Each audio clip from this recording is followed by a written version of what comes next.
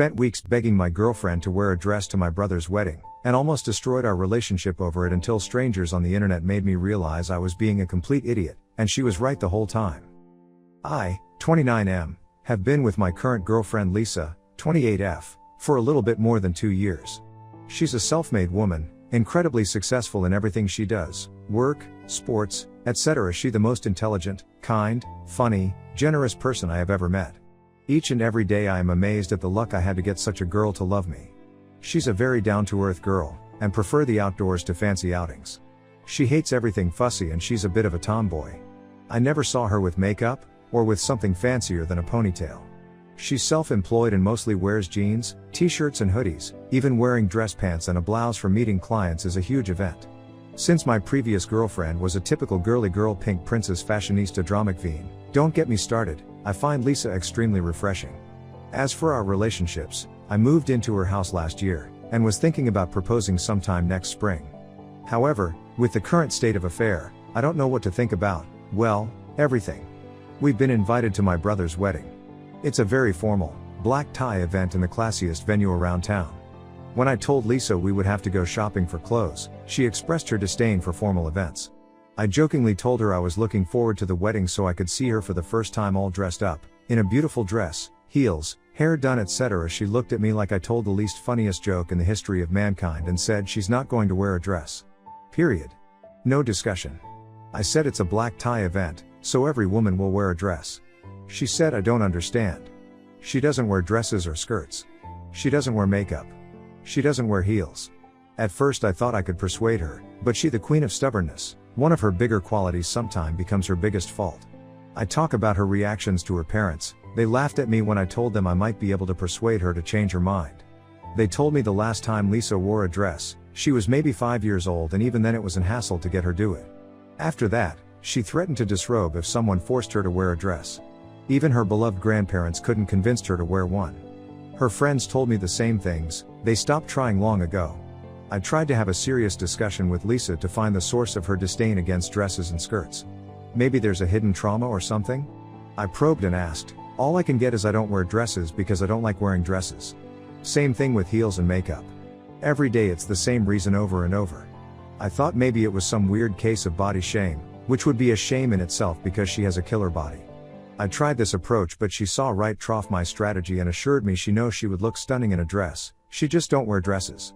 I even offered to pay for it. She laughed again because she makes way more than I and could easily afford any dresses she like. I also offered a trade. She could make me do anything she want, any improvement she wish on myself in exchange of her wearing a dress to my brother's wedding. She simply answered that she'll never ask for someone to change something about themselves for her, because she would hate being asked the same thing. Yesterday was breaking point. I was tired of not making any progress and simply plead to please wear a dress for a couple hours. It's a small sacrifice, everybody will be happy to see her there and after that no more dresses I swear. I was on my knees at this point, nearly crying. Her answer hurt more than I could care to admit. She said I am not wearing a dress to your brother's wedding. It has nothing to do with your brother, nor with you or anyone else for that matter. I don't wear dresses because I don't like to and nobody will change that. I put up with you those last weeks hoping you would get the message, but at this point and I am annoyed beyond end that you don't understand. Now hear me, if I can wear dress pants and blouse to the wedding, I will attend. If I have to wear a dress, then I'll have to tell your brother and her fiancé that sadly I cannot attend their wedding due to personal circumstance. Then she stopped for a moment, took a deep breath and said, you know, those last weeks really made me reconsider us as couple. I understand your point of view and I know how frustrating I can be, but my decision was made way before you were even in my life. Another episode like that would probably means the end, at least for me. I thought about breaking up with you during those last week to be honest, but I couldn't do it. I didn't have it in me to throw the last 2 years to pieces because of this. I don't know if it means the end for us. You have all the rights to be angry at me and wouldn't blame you if you leave. I've slept on the couch last night, just to be alone and think. Lisa tried to change my mind but I told her I needed some time by myself to think. She let out a sad chuckle and told me that I'm welcome in our bed anytime I want, and said she's not angry at me. I've already RSVP'd to my brother and told him we will be there, as a couple. My brother and his fiancée absolutely adores Lisa and I know they will be disappointed if she cannot make it, as are my parents and most of my family. But even more than my brother's wedding, it leaves me worried about our future as a couple. We had 2 years of pure bliss. I understand couples fight sometime, But such a huge fight for something as petty? What does it say about the strength of our relationship if she was nearly ready to break up with me because of a dress? Deep down inside me, I know a potential breakup would devastate me. I had my share of failed relationships, but never was with a girl like Lisa. I know it would be rough for her, but she wouldn't be destroyed like I would. And this hurt more, I think. I know she loves me, and everybody who knows her told me I must be something special for her to considering a long-term relationship with me. Everyone was beyond surprised when she offered I moved in with her. So I don't even know what is my question, precisely. Maybe someone could offer some outside perspective? Are we doomed to fail? Should I just accept her quirks and live happily ever after, or should I move on and find someone else? Edit. The answers in this thread made it painfully clear I was in the wrong all the time, and for the wrong reasons. 2 wrongs don't make a right. Never have I best understand it than now. I will go home and tell Lisa I am sorry for being so stubborn about a stupid dress, and that I'll never ever try to get her to do things she don't want just because I'm afraid to be ashamed or that people will laugh at her. Then I will call my brother and tell him that Lisa planned on wearing dress pants and a blouse to his wedding, and if it pose a problem, well, we'll have to pass. I cannot thank everyone enough for the perspective your answers gave me. What I thought was a huge problem was just me being a dick. And I agree with everyone in this thread who said I have bigger issues about myself to deal with. Being told so frankly by random internet stranger is more humbling than I thought. Update. So this is an update about the previous post about my 29/M girlfriend 28/F refusal to wear a dress to a wedding. I went back home after work Monday night, and first thing I did was to apologize for my behavior to Lisa. I told her I was really sorry for pestering her those last weeks to make her do something she didn't want to do. I told her I realize it doesn't matter at all for me if she don't wear a dress. True, she can rock absolutely anything and be stunning, and that I was more worried about what my extended family would think of her, and myself, by ricochet. It's something that's obviously very important for her, and not important at all for me. I should have respected her choice. She also apologized for telling me she thought about breaking up, because even if she did thought about it, she couldn't go with it, and it was unfair to let me know, especially as mean to end our arguments. From the answer in my first post, nearly half said she was in the right and I was childish, and the other half said I was in the right and she was childish. I was apparently downvoted to hell by both parties too. Well, I agree with everybody. The fact is, Lisa is stubborn, it's part of who she is, and it's part of why I love her so much. Without the stubbornness, Lisa wouldn't be Lisa, and it's perfectly fine with me. We're not perfects, but she put up with my flaws too. Also, in my previous post, some people were outraged at what she offered to wear, describing it as business casual. I saw the outfit and it's very formal. Black flowy pants, someone called them palazzo pants I believe, white satin blouse and a long black cardigan-like thing that doesn't close in the front, and a very fine material with some sparkle in it, and shiny black leather flats. Sorry about the terms, woman fashion isn't something I really know. So back to Lisa on Monday night. She said we should ask my brother and her fiancé if they are comfortable with her wearing pants, because it's their wedding so they should have the last word. So yesterday I called them and told them about it. My brother quickly passed the phone to her fiancé. Since she's in charge of those things, he don't care at all. If it was only for him, he would have eloped. So I asked my brother's fiancé, and she said that she would have been more surprised seeing Lisa in a dress than her showing in pants, and that it wouldn't offend her at all. We both agree some people may try to make some negative remarks, but it's the general consensus that Lisa can handle that without trouble. And that anyway, knowing the extended family, everything that is not up to their standard will be a scandal, so what's a pair of pants gonna change? So we're going to my brother's wedding, me in a tux and Lisa in her outfit, which, according to my brother's fiancé, is a W-E-S-O-M-E. And since we were all in wedding discussions, I told Lisa I was planning to propose sooner than later. We are going shopping for rings sometime after my brother's wedding. As for our wedding ceremony, we agreed on having a small ceremony next summer at her family cottage with our grandparents, parents, siblings and close friends, maybe 30 persons total. Since it's on a small island in the middle of Lake Nowhere, we have the perfect excuse to have a small, casual and intimate ceremony. Honestly, we couldn't fit everybody there even if we wanted to. Everyone else will receive a postcard from our honeymoon destination saying we happily married on 20 date and please don't send gifts. Next story, Mom bought a cake nobody could eat and tried to cancel my birthday plans, so I snuck out to the animal shelter, and a little beagle named Story who had been abandoned by his owner made my birthday better than my own family ever could. For context, I turned 21 on Monday. I go to university, but I came home for the weekend/Monday both because it's my birthday and because my parents were going to be out of town. My mom wanted to go somewhere for Valentine's Day, and they were also going to be gone on my birthday. They wanted me to babysit my little brother and our dog, which I was fine with. I was honestly relieved they wouldn't be around, since the relationship between my mom and I is testy. She's ruined a couple of my birthdays before, both over my brother. She yelled at me on my 16th birthday for not being happy enough because it was ruining the day for my brother.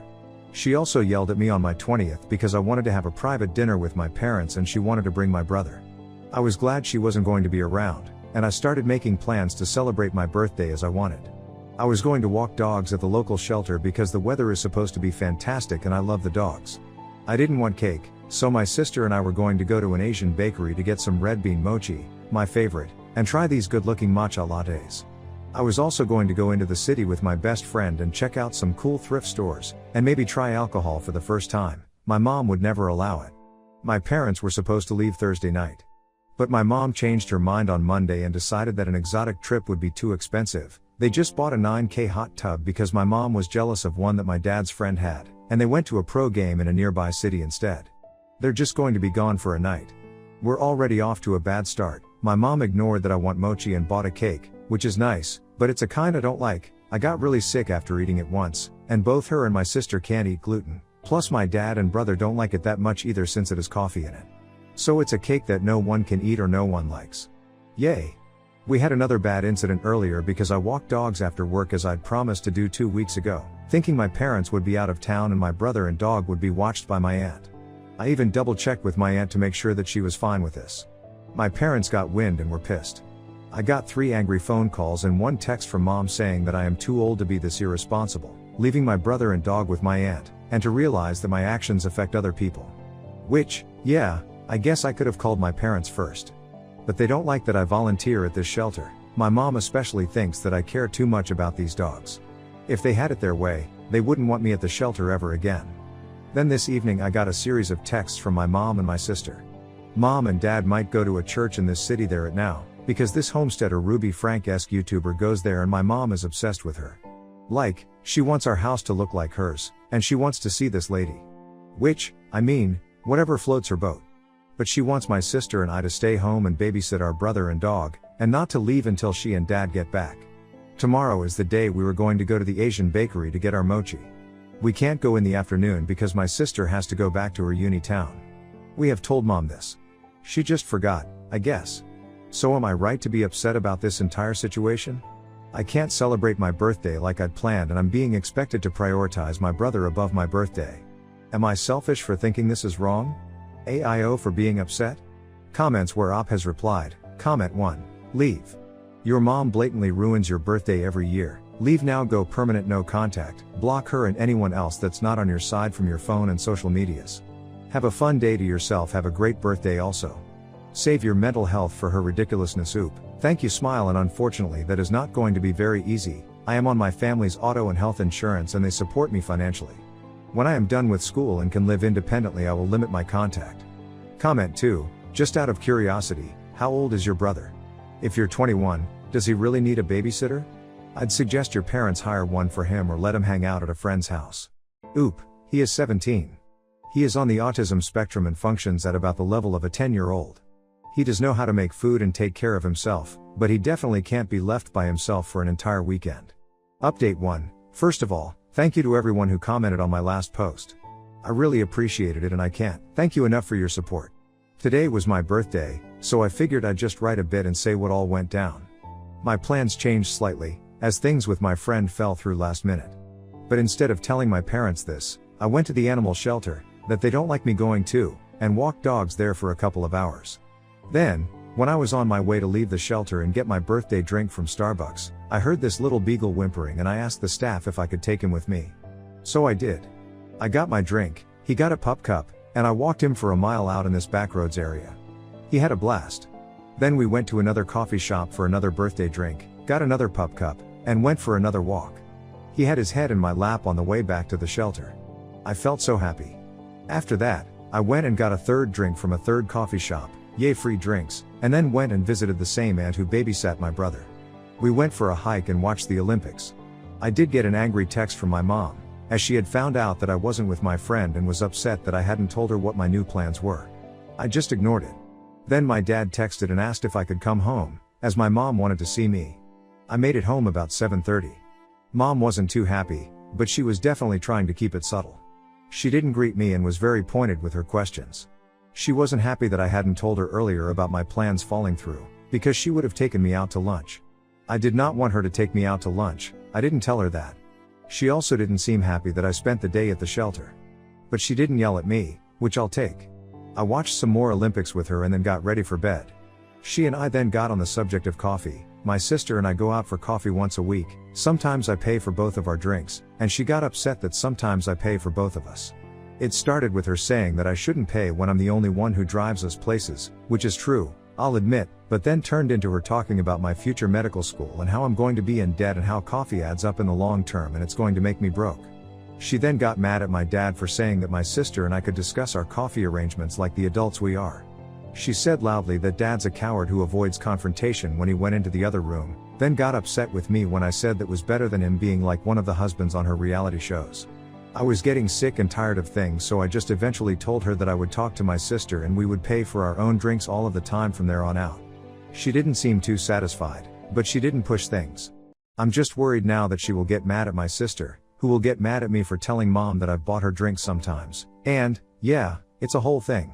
Does this all make sense? My aunt bought me my first ever drink tonight, and I've been straight as an arrow my entire life, so I am feeling slightly out of sorts. Nothing too bad, just very drowsy, although that might be a bit of a placebo effect too, I don't know. But I feel like I'm rambling here. Point is, mom's been a bit difficult, but I had a great day regardless. I spent my day the way I wanted and got out of most confrontations. I'll take it. Thanks again to everyone for your support. Comments where Op has replied, Comment 1. Fam. You need to move ASAP. Your mom is going to try and rule your life. Flee. Flee, dear Hobbit. Or forever be under the watchful eye of your mom. Which rhymes with Saroon. And they don't seem to be much different. Oop, trust me, I am. I've studied a foreign language and my hope is to get accepted into medical school in that country, meet a guy and get married, or get citizenship through hard work and merit, which might be wiser but a lot harder. And basically be a world away from the eye of Sauron. But it might be a childish fancy. Comment 2, sounds like you made the best of your day despite the drama. Walking pups and grabbing coffee sounds adorable and peaceful. Good on you for sticking to what made you happy. Update 2, today was my birthday. I did not want to spend it with my family. My family is messed up.